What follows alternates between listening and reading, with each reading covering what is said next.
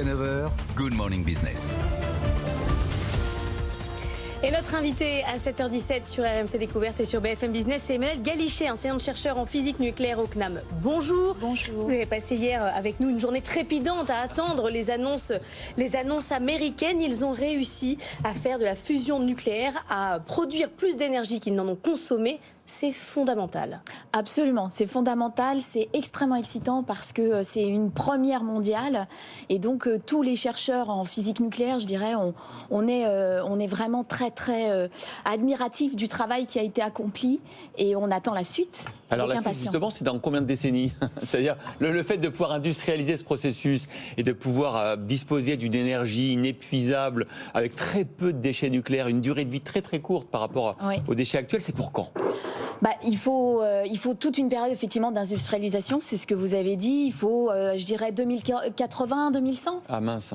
Bon, normalement c'est 2050 l'objectif pour décarboner la planète. Oui, bien sûr, il faut commencer à décarboner en 2050, mais après il faudra continuer à décarboner.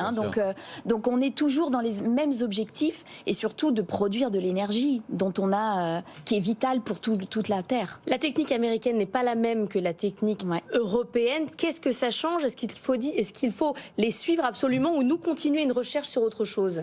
Non, je pense qu'il y a de la place pour tout le monde. ITER, effectivement, c'est un confinement magnétique avec des champs magnétiques. Ce qui s'est fait aux États-Unis, c'est avec des lasers. On confine avec la puissance des lasers.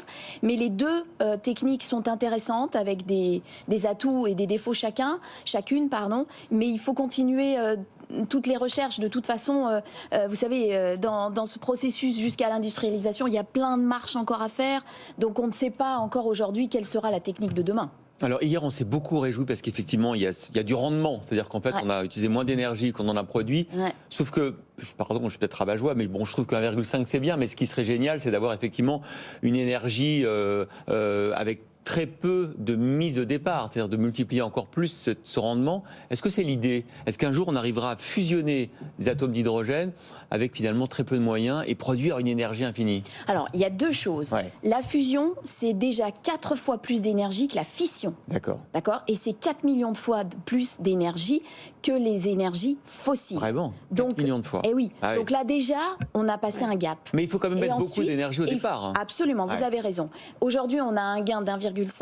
Les pronostics, je dirais par exemple pour ITER, c'est 10. D'accord. Et ils pensent qu'ils vont y arriver. Donc on est vraiment au début là. C'est ça qui est extraordinaire, c'est que la recherche fondamentale, elle est absolument fondamentale justement pour l'humanité. Il faut continuer à mettre des besoins, de la finance, de l'argent, et il faut continuer à mettre de la matière grise parce que on sauvera la planète comme ça. On en voit là de l'argent qui arrive, on voit des financements privés arriver. Ça, c'est, vous dites enfin, on s'intéresse au nucléaire comme on le devrait. Absolument.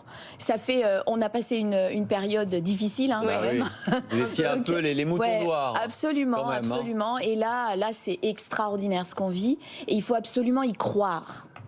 Est-ce que vous le voyez dans les écoles, parce que vous le dites avec beaucoup de justesse, la filière du nucléaire, les vocations s'étaient un peu éteintes, il faut dire qu'on avait quand même tout fait pour les éteindre. Là, on revoit avec les EPR un potentiel industriel, et avec la fusion, ça devrait déclencher une pluie de vocations. Vous avez raison. Alors déjà, ça fait 2-3 ans qu'on voit moi, mes élèves, j'ai multiplié par 2 mes effectifs. Oui. Depuis 2 ans, c'est assez extraordinaire.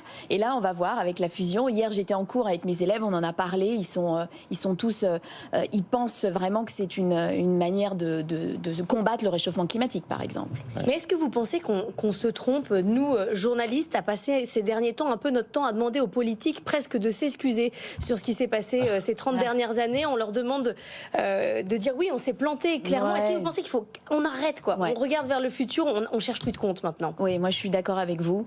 Bon, il y a toujours des coupables. Dans la vie, on a toujours des coupables. Donc arrêtons de la chasse aux sorcières. Il y a eu des erreurs de fait, oui, ça c'est sûr, au niveau politique. Maintenant, il faut regarder vers l'avant.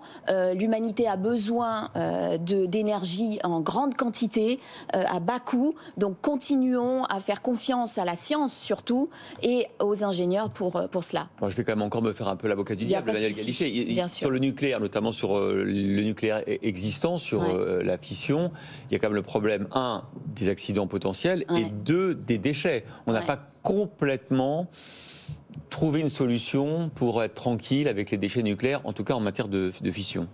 Alors, sur la fission, vous avez raison. Pour l'instant, on a une solution qui s'appelle CIGEO, pour tout ce qu'on a déjà consommé et donc produit comme déchets. C'est l'enfouissement en couche géologique. Pendant des millions d'années.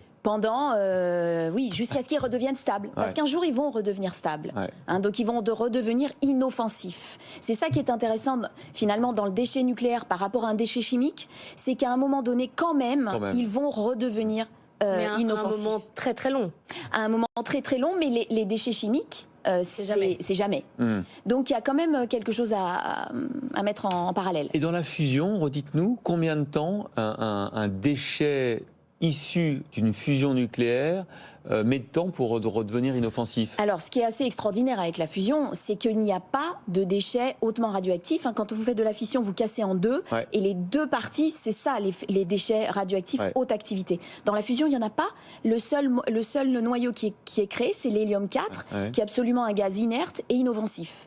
Donc, il n'y a pas de déchets hautement radioactifs. Ce qui pourra être un déchet, c'est la machine.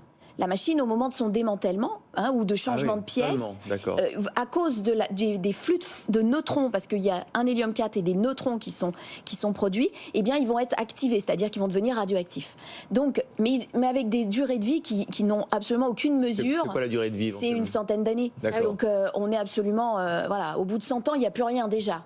Donc vous voyez qu'on est vraiment très très loin des milliers d'années. On a l'impression que c'est du même niveau que le feu, quoi. On a inventé le feu et après la fusion. Le soleil, en fait, la fusion, c'est l'énergie du soleil et des étoiles. Donc si on arrive à récupérer cette théorie dans les laboratoires, c'est extraordinaire. Alors on est arrivé avec la bombe H à un moment donné, la fusion, mais effectivement moins maîtrisé que ce qu'on a réussi à faire hier. C'est très bien maîtrisé dans la bombe, puisque justement ça explose. Mais dans une centrale à fusion, ça ne peut pas exploser, parce que dès que vous arrêtez les conditions extérieures, aussi bien inertielles, donc aussi bien les lasers que les champs magnétiques, la réaction s'arrête.